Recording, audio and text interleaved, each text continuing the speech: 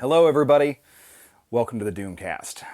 You know, last week, Square Enix and Crystal Dynamics collaboration on the Avengers dropped. But does it live up to the hype?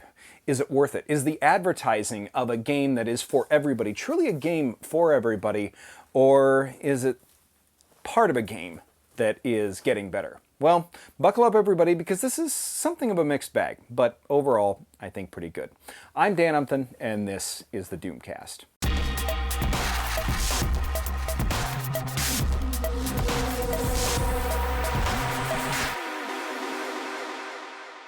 All right, so let's start with what this game is. It's a third-person looter. It's not like Anthem, but not unlike Anthem. It doesn't feel like a completely finished game. Not quite in the way that Anthem did. And this game has a lot more to like than it does to dislike. So first, let's look at the characters that you can play and the ones that I liked the most. We'll start with Hulk. Hulk is really satisfying to play. You have intrinsic rage that lets you walk around armored, slapping everything in sight, takedowns that let you do cool animations, taking out all manner of aim constructs. But there are drawbacks. The Hulk shouldn't feel underpowered in the face of really anything, I don't think. The Hulk slapping things around, grabbing two different synthoids and smashing them together and whipping them around like he does Loki in the original Avengers movie, very cathartic. Very cathartic. You feel like you're on a rampage. They also nailed the Hulk's movement to where when instead of flying, whereas Thor and Iron Man fly, he jumps and you traverse distances by mega jumping in the way the Hulk would.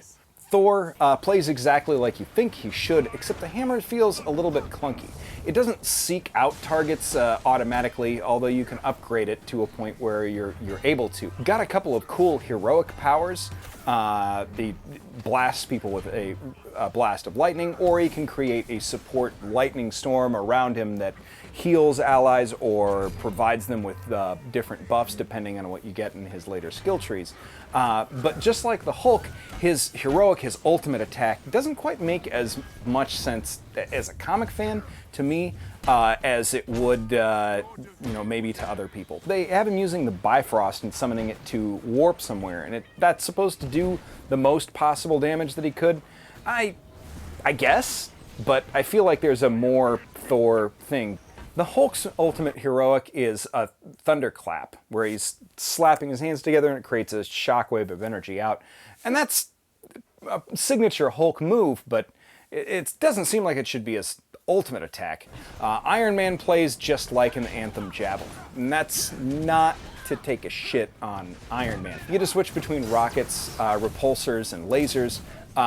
Flying lets you do a bunch of different things. Rockets, you can carpet bomb an area. Repulsors, you're able to blast things in front of you almost like it's a Panzer Dragoon Orta or something like that. Black Widow, I thought initially I wasn't going to like as much as I actually do, but she plays a lot like a combination of Spider-Man and Batman in the Arkham games. A lot of moving, dodging, ducking. Her Widow's line attack or defensive attack with R2 is really useful once you get the hang of the timing. That's a core mechanic of the whole game for every character, is blocking and dodging, and it becomes critical after the campaign. Kamala is probably the easiest to play and maybe one of the most fun too, because like the Hulk, she's just rampaging around, but with the stretchy inflatable arms and stretchy inflatable legs, sweep kicks, and the cool takedown animations. There's nothing to dislike, although her support heroic, at least at the level I'm at, isn't as useful as some of the other character supports.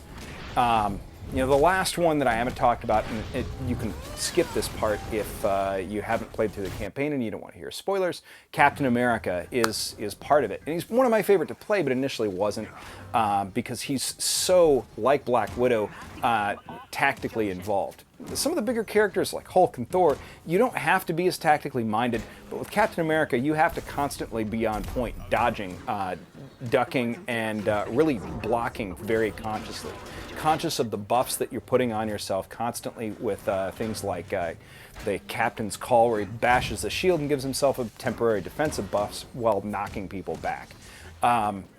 There's a whole lot to like, and you kind of have to play him through the campaign, which brings me to the campaign part. The campaign is the part that I like the most. Really, beyond the looting part of it, I don't know if that appeals to me as much as a narrative-driven story.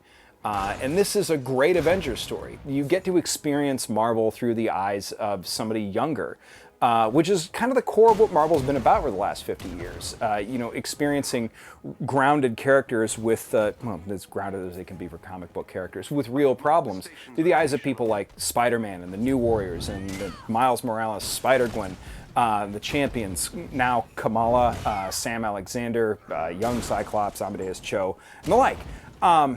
Really, it is a really fun story, and I don't want to spoil anything.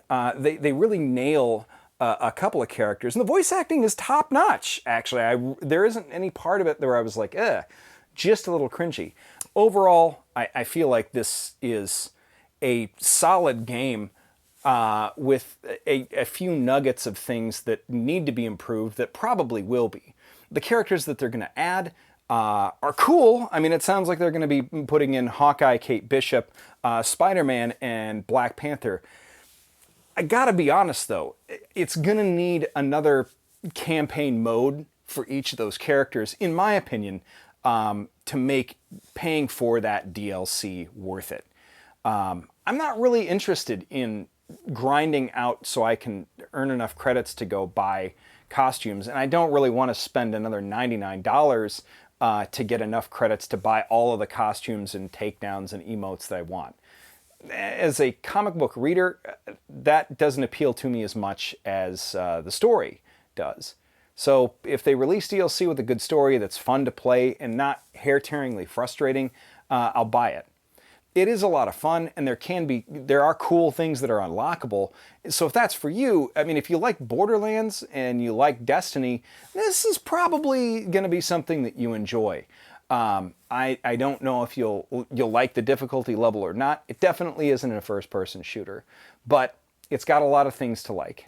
For what it's worth, I feel like this is probably going to be worth buying for sure by Christmas. Maybe later when they put some of the new DLC out.